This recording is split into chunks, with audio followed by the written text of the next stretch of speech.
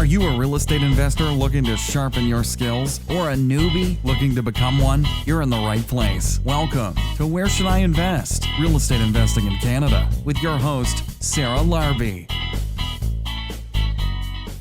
Hey guys, welcome back to Where Should I Invest? I wanted to actually do a special event, or should I say podcast today, because it's not going to be the typical one. I didn't have a lightning round at the end. This is actually really important. I'm really excited for you to hear this.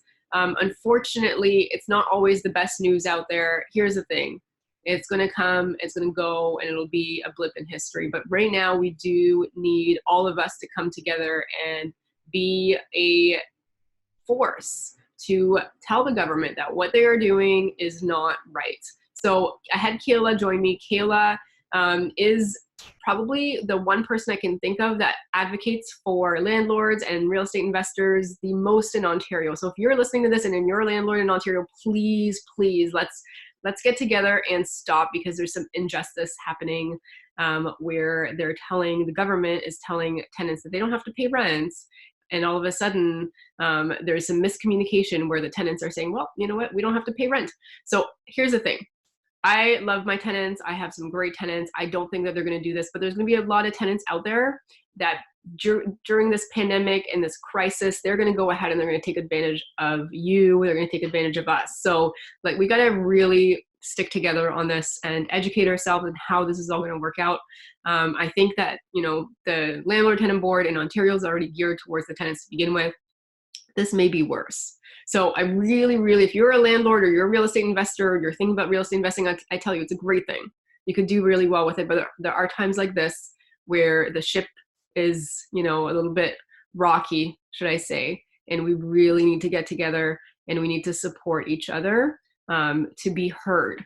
A lot of landlords, they do their own thing. That's great. But a lot of tenants, they get together and they create this strong group, and they create voices and noise into the government's ears. And so far, they've done that much more than us. So thank you for listening to this, guys. This is just a episode that I recorded March 21st. My VAs worked their butts off to try to get this organized and sent out ASAP, because it is important. This is our future, and we need to know the latest of what's happening with this whole COVID and the pandemic, because we have to protect ourselves. You and I, you probably have jobs. Your tenants have jobs. You might lose your job. Your tenants might have lost their job too.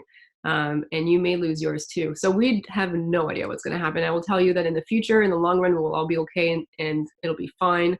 But in the meantime, let's join forces and really support Kayla, because she is doing something incredible for us. And we need to be there to back it up. So thanks for tuning in. I hope you enjoy this episode. And if you want more of Kayla, let me know, sarah@sarahlarbi.com. Enjoy this. Kayla, welcome to the show. How are you? Good. How are you? Good. I'm really excited to have you on. This is a special episode. There probably will not even be a lightning round, because this is urgent. We need everybody's attention, focus on some really important issues with the landlords. And, if you're an investor, you will want to hear this. First and foremost, can you tell us a little bit about what you do, who you are, but what you do for investors as well? Okay, so my name is Kayla Andrade. I've been an investor for the last 17 years. I started investing at the age of 18. From investing into real estate, we started to get into advocacy based on the city of Cambridge forcing landlords to pay for tenants' delinquent utility bills. Through that petition that was drafted in 2010, we end up getting a lot more feedback from members talking about fighting the Residential Tenancy Act and Landlord and Tenant Board. And that's what we've been working hard now, is to bring more warriors to the war, and bringing everybody into a Facebook group in where we talk about the issues, but most importantly, we talk about the solutions. And we had a great report with solutions that would benefit good landlords, good tenants, and of course the taxpayers. But recently they just came out with the first reading for Bill 184. And it's not exactly what we hoped it would be. It's actually just more penalties for the landlords. And now we have a pandemic. And now with the pandemic and the other issues, we now have chaos. We do have chaos. I've been listening on and off to what the government is saying, and it makes me a little bit angry. And I would say 85% of people that listen to this podcast are Ontario based. So we're all in the same boat here. But when I'm hearing about, oh, don't worry about paying your rent, and then homeowners, oh, don't worry about paying your mortgage. Well, that's great, but what are we supposed to do? So let's back up a little bit. What are we actually talking about? So right now, the pandemic is on, coronavirus, there's all of these, all this chaos around. But why does that make it much worse where we are sitting here as landlords and investors? Well, first and foremost is about understanding the chaos, the issues, the crisis beforehand. And that is with the Residential Tenancy Act and how there is months of delays, like serious months of delays just to get a hearing. And then there's a lot of, tenants are going to be able to apply for a stay, and it does the eviction. There's a wait time for the sheriff. So a lot of the chaos came from the way that the current LTB was operating.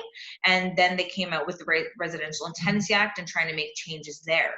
But because of the wait times, there's a lot of cases. There's over 82,000 applications being brought to the Landlord and Tenant Board, and 58,423 of them are non-payment of rent. So this has already been a huge problem with people not paying their rent. There's a lot of tenants out there doing a lot of rent strikes. So now that they've put everything on hold and they are stopping the sheriffs from doing evictions, they're not doing any new applications at the Landlord and Tenant Board. A double layer of problems now going to be on the Landlord and Tenant Board when and if they open. They should be when they open back up again. Yeah, absolutely. I was shocked when I saw that they closed, but then everything else closed. I'm like, okay, I'm not super shocked. But you know what's really frustrating right now? If you have a case and you were close to getting an eviction, or you were close to getting a hearing, or whatnot, now you're delayed and you're going to be delayed a lot more, unfortunately, than already being, in my opinion. It's a slow process. We don't have enough adjudicators. I mean, all of this. I know you talk to us about all this all the time. But, I really want to address April 1st, because all of a sudden we've got, from what I'm seeing anyways on social media, and I will say my tenants are great. Some tenants are great. Most tenants are great, actually. Some tenants are not, and some of them are going to take advantage of this situation, whether or not they can pay, and that's really scary to me. But what do we need to be concerned? What is actually going on in social media and in the news and from the government for April 1st? Right now, we're getting media is taking a lot of attention into the renters, trying to take a lot of airtime for them to explain how concerned they are with not paying rent, because of the fact that the government has came out and said that landlords or property owners are going to have their mortgages deferred for the next 6 months. So when that's broadcast, a lot of tenants think, oh, the landlords don't have to pay a mortgage for 6 months, so I'm not going to pay my rent for 6 months. Not giving us the entire story that not all landlords are going to qualify for deferred payment. And if they are, there is going to be interest secured on that. So the banks benefit by having everyone defer their payments into for their mortgages. And now that the tenant activists have always been very strong on affordable housing, and housing is a human right, and now on April 1st they are trying to campaign, and they have the NDP leader on board with freezing rent, so trying to stop landlords through this pandemic. And we get it, this is the whole world, is in crisis. We get that. We're being sympathetic to the situation. We can work out payment plans, but when our government comes out and says nobody should worry about paying their rent, and they are coming out with a program that is $900 every 2 weeks with $300 extra per kid, with your $150 extra for GST, and it will say right on the caption, for rent and for groceries, and then come out and say, we hold it evictions, don't worry about paying your rent. It's putting that thinking process into the tenants who don't want to pay their rent, that they don't have to pay their rent. And they know when things start coming back to life again, and we start getting into the Landlord and Tenant Board, what's going to happen is these adjudicators are going to be like, well, this happened through the pandemic. We're going to put a payment plan in place. And the payment plan is going to be something where landlords are waiting months and months and months to even get into hearing, and then wait even more months to have those tenants try to catch up. But if the government is giving them money for rent and groceries, and they're not giving it to their landlord, then we're going to see more taxpayer dollars being forked out when these people need to get into Lutherwood or any type of rent bank and be able to try to get the money to bail them out of an eviction order. So just to recap, the money that we're supposed to get, that the government is saying, oh, don't worry about paying rent, is coming from them to the tenants for groceries and for rent, and it's their responsibility still to use that money to pay. Yes. Not to say I'm not going to pay. It is supposed to be for rent and groceries. Yes. And we have the tenant activist groups right now are telling one another, if you're on OW or ODSP, redirect your payment to you.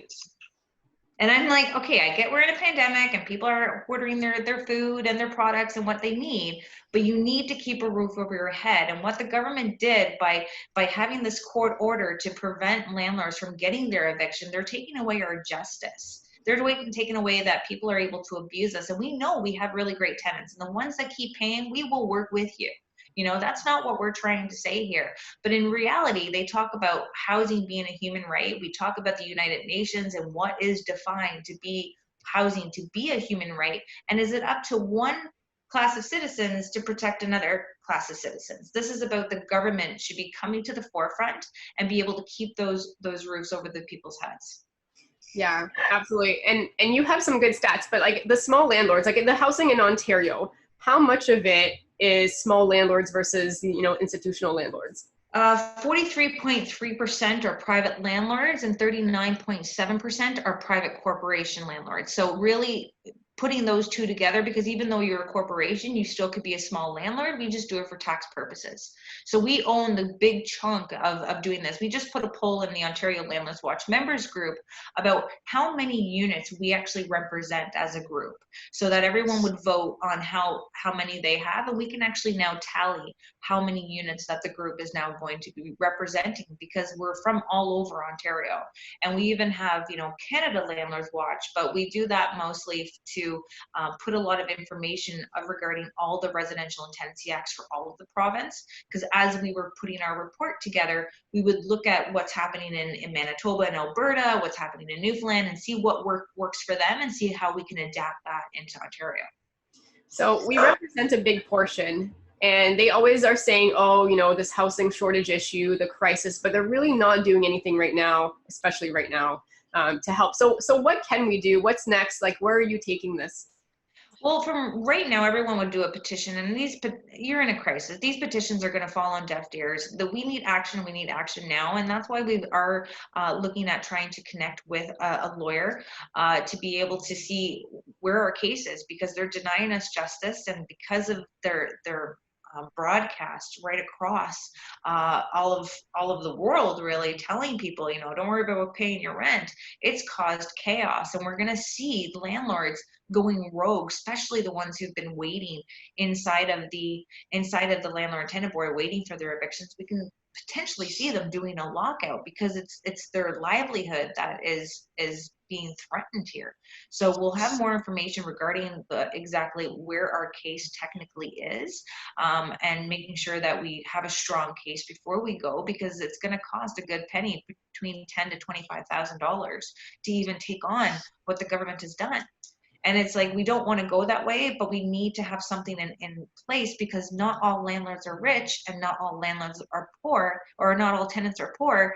And now we have not all landlords are getting deferred payments, and we have a lot more bills to pay besides just a mortgage payment. Absolutely. So if we want to help, like, where can we go to, you know, just strengthen your position here? So one is about coming into Ontario Landlords Watch members group. So it's a Facebook group, a private group.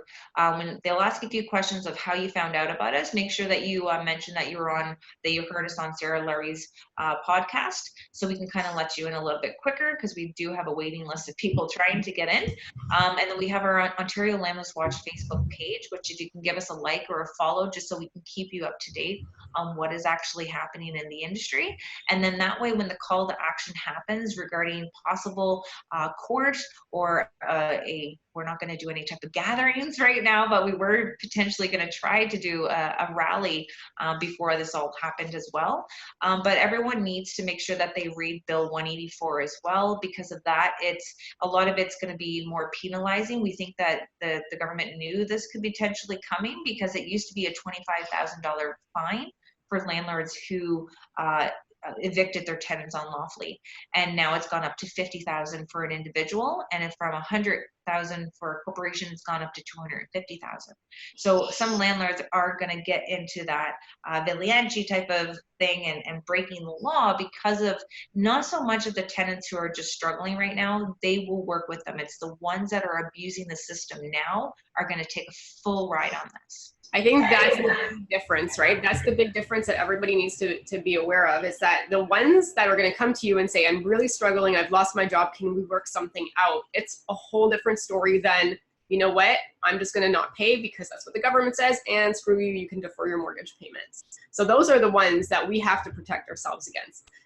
You know, what can we do right now? So right now, it's March 21st. I'm going to try to air this as soon as possible, but what can people do before April 1st? Reaching out to tenants, like what recommendations? One, they do have, this is about communication. Communication is the key at this time to find out exactly which tenants are, you know, struggling. You know them for before this has happened, so you're going to know which ones to work with.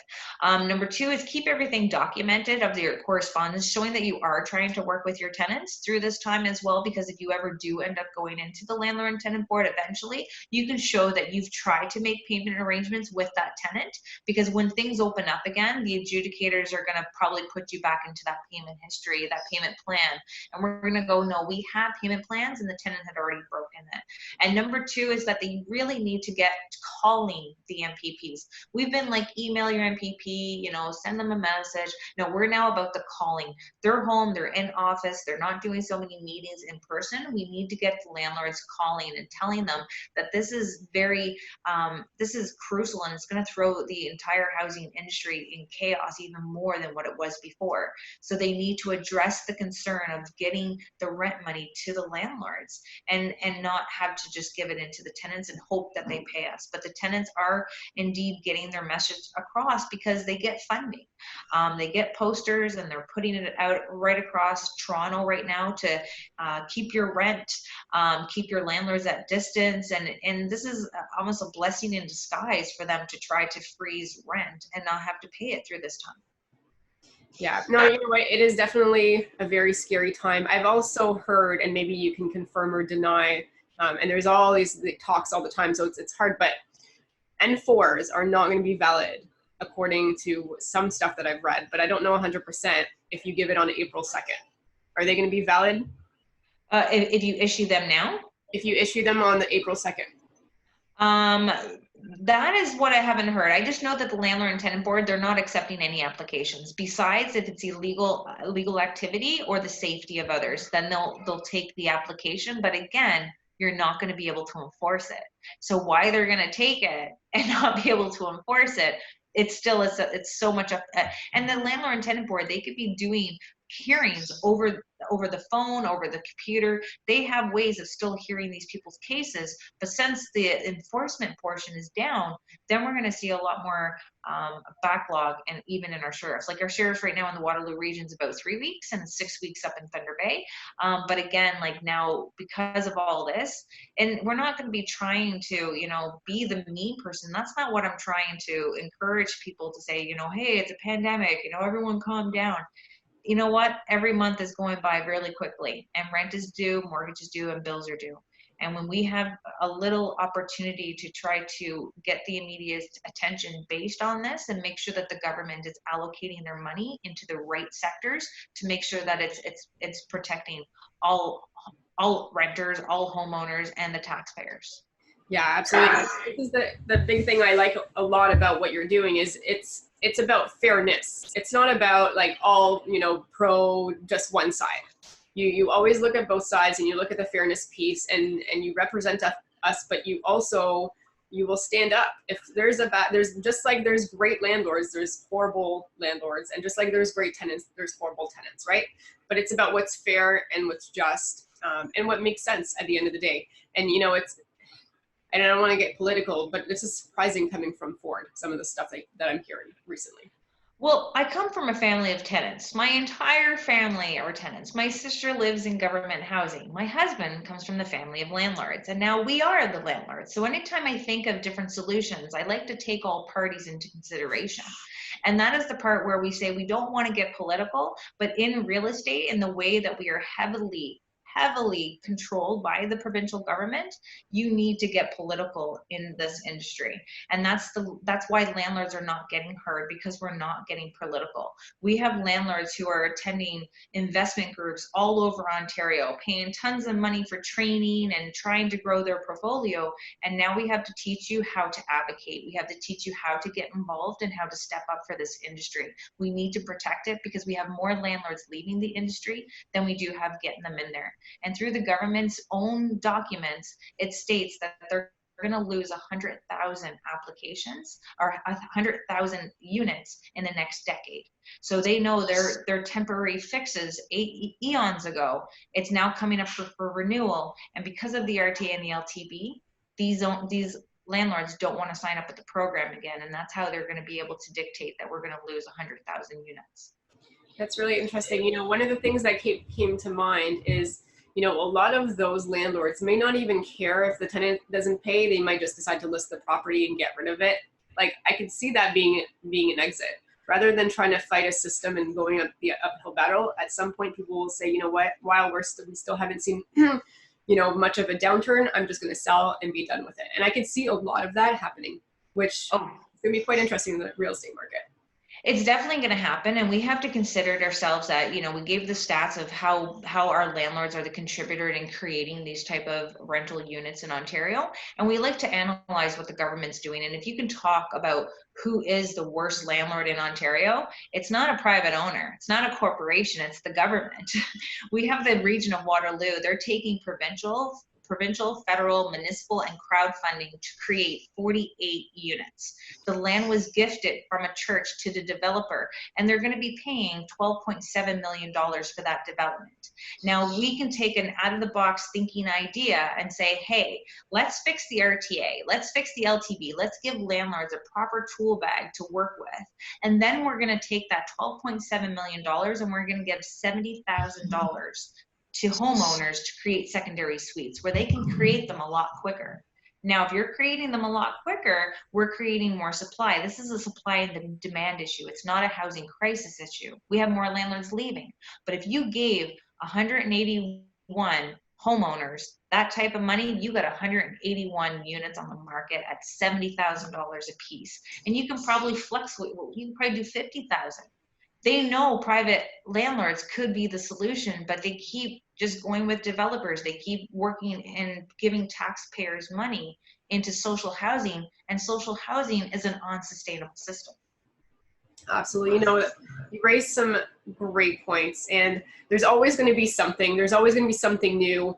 I feel like we're in a spot right now where we really, I always say we should always stick together, but we really, really need to stick together, because this could be make or break for the real estate market, I think. Yes. How it's going to proceed moving forward. And we're in a situation where, the tenants are rallying. And again, I have amazing tenants. I love my tenants, but you do need to get together and take a stance so that we're not being, that fancy, rich thought. Like, half of us, I don't even think, have any more money than most of the tenants. If you think about it. I mean, my tenants have great jobs. They get paid more money than my husband. And this is the overall goal here, that what they don't quite understand is that the tenants are losing their job. The landlords are losing their job. They're not losing their rentals, they're losing their job. So when we invest into real estate, we've invested in it for the simple fact that if things like this ever happened, we have something to protect us. And that's where my husband was going on parental leave. And now all this happened. Now, if all the tenants, and people would say the counterback with our tenants, well, if you couldn't go ahead and pay for all your tenants, then you shouldn't have been a landlord. Well, you didn't have a good contingency plan. I'm like, well, No, I can budget for 1, 2, 3 tenants not paying, but for all of them to go completely rogue and go on a rent strike, that is what we're not prepared. And obviously the government wasn't prepared as well, because that's why they came out very quickly and got that court order to hold evictions. Absolutely. And you said it really well, because a lot of us work and our jobs are not guaranteed. We are not just landlords in life. We have jobs, just like your colleague might be a tenant. One other colleague might be a landlord, and we might have the exact same job. So I think it's just important. Like, we are normal people too. We're not these like big bad like investors that like that's all we do, and we try to crush the tenants and keep them tenants for life. Like that's not it, right? And I sometimes that's what the government thinks that we do, and that we are. Like, we're regular people, but in my opinion, we haven't really come together yet, and we really need to. So like, if you guys are listening to this, please join. Like, we really have to join forces now more so than ever. Kayla, can you remind everybody where to go for that? So it'll be on Facebook. So it'll be Ontario Landlords Watch members as the group. Make sure that you put Sarah Larbi into how you found out about us, so we can get you into the group a lot faster if you believe in the mission that we're going with. We don't tolerate a lot in the group. We don't give a lot of warnings. If you're not on the same track as us, we're giving you the boot. We're on a mission to really make changes for the better of all parties, including the government. And we want to make sure that the people who are joining us are on that same path, because we're not in to fight on Facebook. I know we're going to start working ourselves into a different format eventually, just because we don't want to have all of our eggs into one basket on Facebook. But we're just over 4,000 members, and we want to make sure that we're growing that so we can become that united voice and make sure that everyone's connecting to one another and helping each other through the day-to-day operations, and of course helping each other through this pandemic. Absolutely. Kayla, you're a wealth of knowledge. Thank you for everything that you're doing for us, but also for the landlords and the tenants, right? So for everybody, investors, but you also, if there's something that's right or wrong, you will stick to it, whether it's landlords or tenants. And I always admire that, but you really have our backs, and you fight for us, and you go and you are, sticking to your cause. And if it wasn't for you, there's so many things that we wouldn't have today. And Sarah, we have so many more people now behind me, and I can't wait till we can get them on an interview process, so I can show people who are behind the scenes now working with me. And it's great to have such a team they're ranging from all over Ontario to be a part of it. And I think with our team effort of growing our council and having subcommittees to really stretch this advocacy to the next level. But until then, we just need to have more warriors to win this war. And it's not a war against the tenants, it's a war against the government, and we're just trying to protect our investment, our retirement plan. That's it. Amazing. Thank you so much for being on the show, guys. Thank you so much for having me. Absolutely. And guys, please join. And not only will you get a lot of information, but we can be so much stronger all together. So thank you guys for listening and tuning in. Kayla, thanks again. Thank you, Sarah. Thanks so much for listening to Where Should I Invest with your host, Sarah Larbi. Make sure to listen in next time. We'll catch you on the next episode of Where Should I Invest.